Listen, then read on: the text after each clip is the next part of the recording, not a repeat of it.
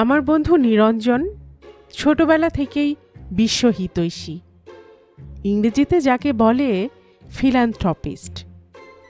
একসঙ্গে স্কুলে পড়তে ওর ফিলান্থ্রপিজমের অনেক ধাক্কা আমাদের সইতে হয়েছে। নানা সুযোগে ও দুর্যোগে ও আমাদের হিত করবেই, একেবারে বদ্ধপরিকর। আমরাও কিছুতেই দেব না ওকে হিত করতে।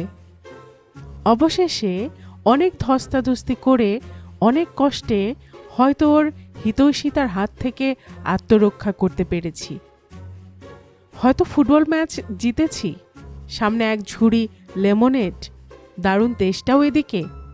ও কিন্তু কিছুতেই দেবে না জল খেতে, বলেছে এত পরিশ্রমের পর জল খেলে হার্ট ফেল করবে। আমরা বলেছি করে করুক, তোমার তাতে কি? আহা, মারা যাবে যে, জল না খেলেও যে মারা যাব, দেখছো না? সে গম্ভীর মুখে উত্তর দিয়েছে, সেও ভালো।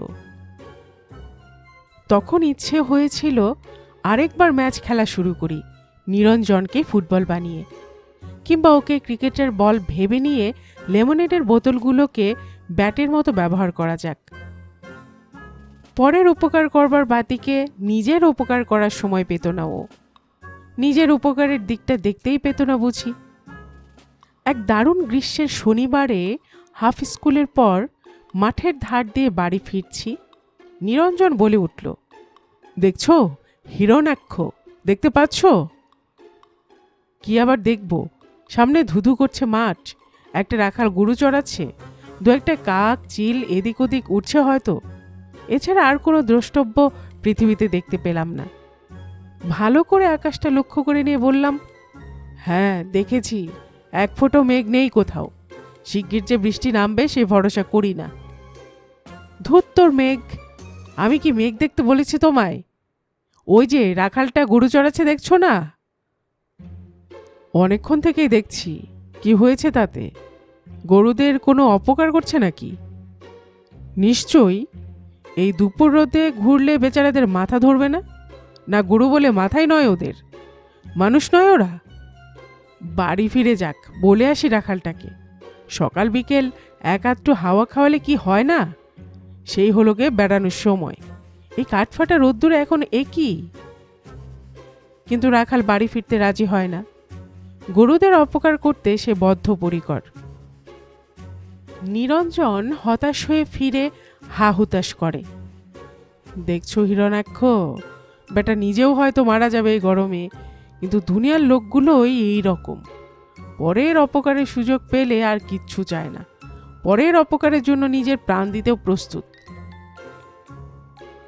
যখন শুনলাম সেই নিরঞ্জন বড়লোকের মেয়ে বিয়ে করে শ্বশুরের টাকায় ব্যারিস্টারি পড়তে বিলেত যাচ্ছে, তখন আমি রীতিমতো অবাক হয়ে গেলাম।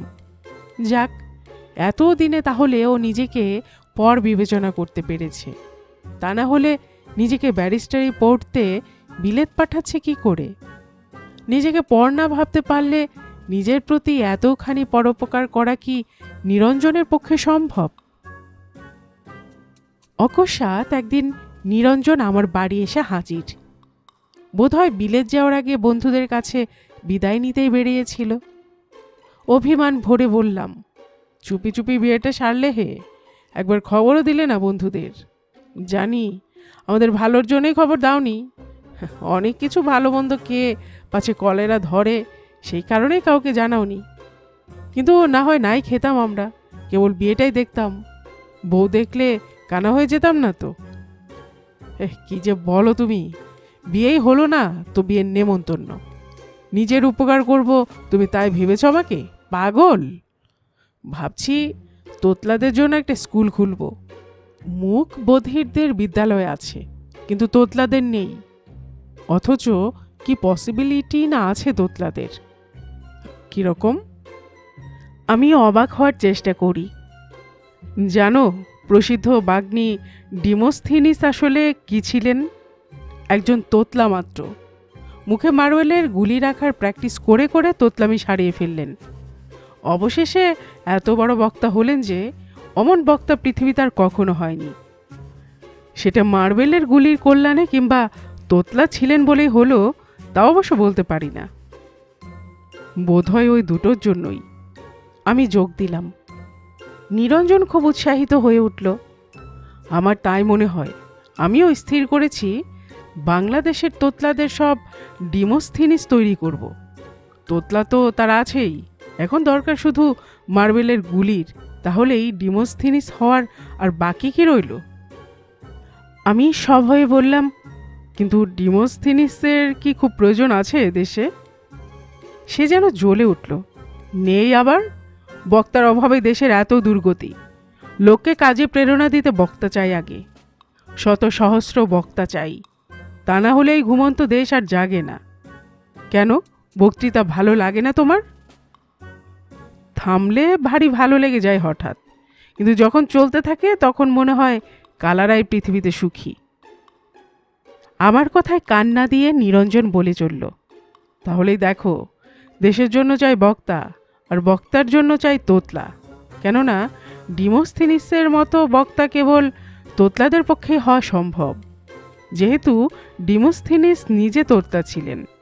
অতএব ভেবে দেখো, তোতলারাই হলো আমাদের ভাবি আশা ভরসা, আমাদের দেশের ভবিষ্যৎ। যেমন করে ও আমার আস্তিন চেপে ধরল, তাতে বাধ্য হয়ে জামা বাঁচাতে আমাকে সায় দিতে হলো। তোতলাদের একটা স্কুল খুলব, সবই ঠিক।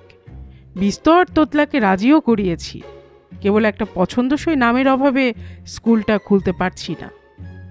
একটা নামকরণ করে দাও না তুমি, সেজন্য এলাম। কেন, নাম তো পড়ে আছে, নিঃস্ব ভারতী। চমৎকার।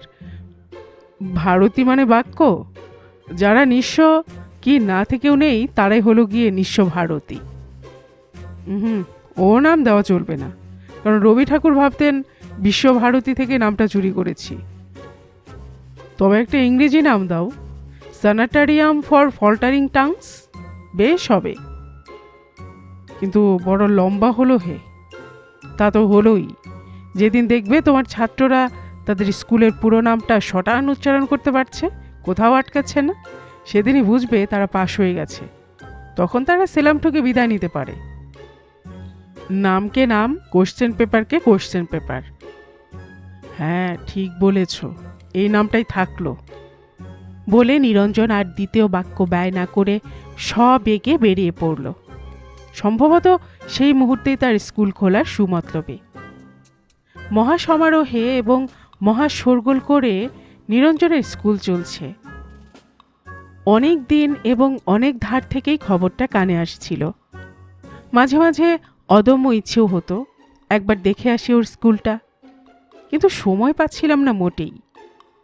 অবশেষে গত গুড ফ্রাইডের ছুটিটা সামনে পেতেই ভাবলাম, না, এবার দেখতেই হবে এর স্কুলটা। এ সুযোগ আর হাতছাড়া নয়। নিরঞ্জন ওদিকে দেশের এবং দেশের উপকার করে মরছে, আর আমি ওর কাছে গিয়ে ওকে একটু উৎসাহ দেব, এটুকু সময় হবে না আমার?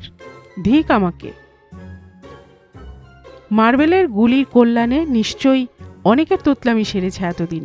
তাছাড়া আনুষঙ্গিকভাবে আরও অনেক উপকার, যেমন দাঁত শক্ত, মুখের হাঁ বড়, ক্ষুধা বৃদ্ধি, এসবও হয়েছে। এবং ডিমোস্থিনিস হওয়ার পথেও অনেকটা এগিয়েছে ছাত্ররা, অন্তত ডিম পর্যন্ত তো এগিয়েছেই।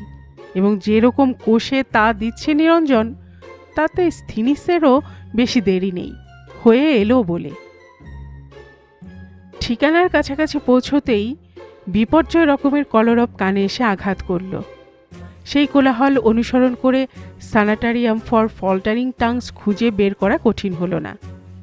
বিচিত্র স্বরসাধনার দ্বারা স্কুলটা প্রতি মুহূর্তেই যেন প্রমাণ করতে উদ্যত যে ওটা মুখ বধিরদের বিদ্যালয় নয়। কিন্তু আমার মনে হলো তাই হলেই ভালো ছিল, বরং ওদের কষ্ট লাঘব এবং আমাদের কানের আত্মরক্ষার পক্ষে।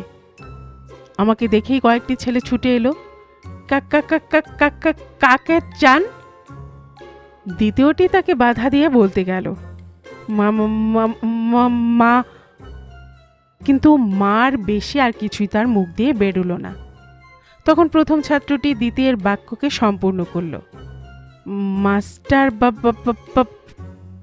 আমি বললাম, কাকাকে, মামাকে কি বাবাকে কাউকে আমি চাই না, নিরঞ্জন আছে। ছেলেরা পরস্পরের মুখ চাওয়াচাওয়ি করতে লাগলো। সে কি, নিরঞ্জনকে এরা চেনে না?